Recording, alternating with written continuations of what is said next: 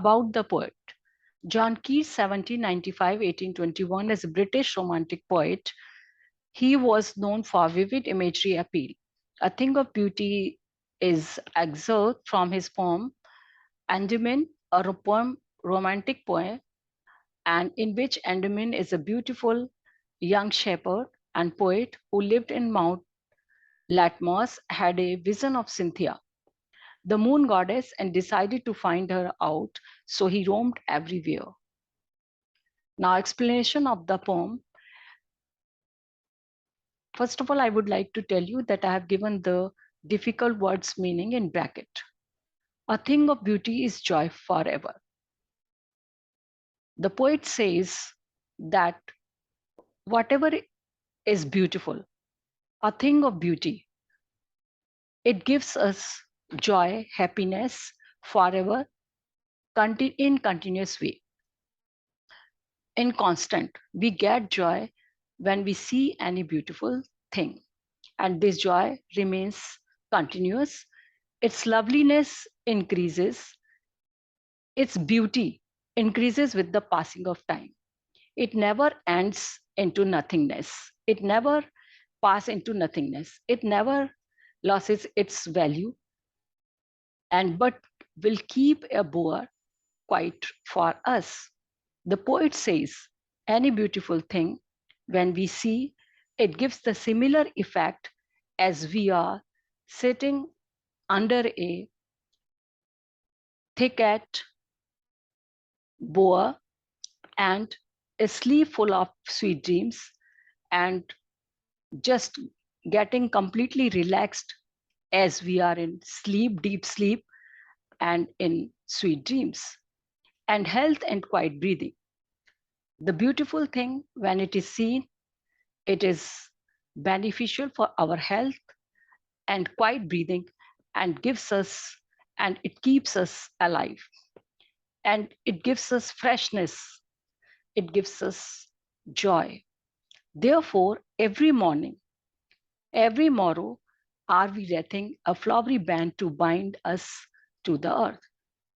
Therefore, because the beauty has so many things in it, that's why we are making every morning. Every morning means every next day at very frequent intervals, we are making our bond very strong, weaving. We are just making a strong bond. Flowery band means we are making a precious bond with the earth, because we find very soothing effect with the scene of beauty, spite of despondence of the inhuman death of noble nature. Even though our life has many disappointment and inhuman values, people use inhuman ways for others, people have lack of human values and the scarcity of noble nature. There is very lacking of noble nature among the people, of gloomy sadness. And these things are there: disappointment, inhuman ways, and lacking of noble nature. And there is gloomy days. And we face the days with sadness. There are sadness in the life of all the unhealthy and over darkened ways. Except this, these things are giving negative effects to us. Other than this, other unhealthy ways which people are using, and over darkened ways. These darkened ways, these wrong ways, these evils are hatred, jealous, malice, which are being practiced by the people against each other, made for our searching. Yes, even though our life is full of disappointment, lack of human values, and noble nature, and days are very gloomy, days are very sad, and there are many ways darkened ways, there are many evils with which we are surrounded. Even though we try, made for our searching, even though we try to get rid of these things, yes, in spite of all these negative aspects, some shape of beauty moves away the pall from our dark spirits. We try to find out a thing of beauty which gives us joy, relaxation, peace, and soothing effect that takes away that removes away the covering from our sad souls. Our souls are sad, and the beautiful thing just take away the this covering of evils from us. Further poet says, such the sun, the moon, trees old and young, sprouting a shady bone. The poet says that the things like sun, the moon, and trees, whether they are old or young, they are sprouting, they are producing a shady boon. They are blessing us. These things of nature, the beautiful things, they are blessings upon the human beings as well as an ordinary sheep. It shows, the poet shows that these things which are giving us these soothing effect, the beautiful things, anything of beauty, it is being given, it is being showered to everyone without any differentiation, whether it is an ordinary thing or an extraordinary thing. And such are daffodils with green world they live in. Now, the poet gives another example of beautiful thing as daffodils with the green forest. The daffodils which are in green forest, they give us soothing effect and they give us pleasure and clear rills that for themselves cooling coverlet make against hot season. Now the poet gives another thing of beauty, that is clear rills, that is transparent small brooks, small rivers, which are full of transparent clear water, that for themselves, these small brooks, themselves cooling coverlet, they are making a shelter of bushes,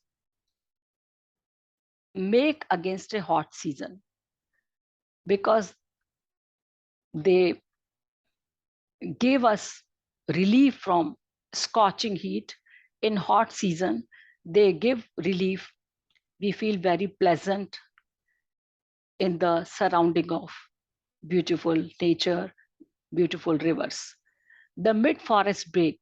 Now the poet gives another example of the beauty. The mid forest break.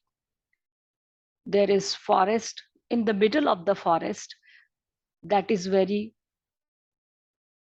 thick, rich with a sprinkling of fair musk roses blooms.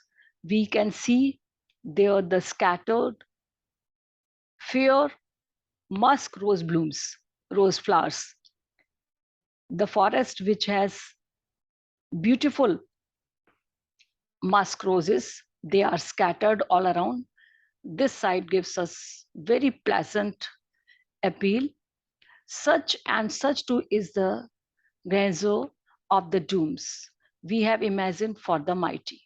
Now the poet gives another example of beautiful thing, that our mighty dead means powerful warriors or brave persons, those who are very powerful. We have imagined their destiny very magnificent. Their destiny is very magnificent, and all lovely tales that we have heard or read. We have read very beautiful stories. Tales means stories about these brave persons, whether we have heard them or whether we have read them in books. They give us very much pleasure and joy to us. An endless fountain of immortal drink pouring unto us from heaven's spring. And These all beautiful things, when we experience them, whether the sight, whether from other sources, we feel that a fountain which is endless, a fountain which never stops pouring immortal drink, nectar, pouring nectar upon us from the heaven's edge. We feel this kind of pleasure that nectar is being poured upon us from the heaven, and it is continuously being done. So beauty has the power to take away our sadness. It gives us pleasure, joy, and it also gives us way to come out our sad mood. Now, poetic devices. A rhyming couplet is set of two lines in the poem, same length with the couplet thought, complete thought. Rhyming couplet is that which has, now in this poem, we have the set of two lines. That's why it is rhyming couplet. And they are having the same thought and same length. Rhyming words, which have the same sounds of last word. While we read the lines of the poem, we just concentrate on the last word. If the last word or first line resembles with the last word of the second line, it has the same sound, then we call it rhyming words. Forever, never. The first line's last word is forever, and second line's last word is never. Forever, never. They're having the rhyming words. These are rhyming words. Keep and sleep are also example. Addition, repetition of same sound at the beginning of closely connected words. Now we have example of addition in this poem, band and bind. The first letter of the band is B and the first letter of bind is B. So both the letters are closely connected words and they are having the same sound, the sound of B. Another example, noble nature. The first word has first letter N and the second word has first letter N. So both are having the same sound of N. Similarly, there is another example, cooling and cover it. Metaphor. What is metaphor? Identify hidden similarities. While we find two different things, but they are having hidden similarities, but ideas are totally different. Bore quiet for us compared to a thing of beauty. Now, in this poem, bore quiet, it is compared with a thing of beauty. So it is an example of metaphor because both are having the similarities, both have the effect of calmness. Next, imagery. Invokes any of five senses. So clear rills, daffodils in the green world, they evoke our sight. We feel that these things are just in front of us while we read these examples. So this is the example of imagery. Personification. When things are compared with human beings, their activities are compared with human beings, then that is example of personification. In this poem, tea is old and young, sprouting a shady boon. So these trees have been personified as human being because they are sprouting. Sprouting means producing a shady boon. They are blessings. Boon means blessings. So they are giving blessings like human being. Trees producing human qualities, that is blessing, that is example of personification. So you can see the question answers and summary in the description. Thank you. Bye bye.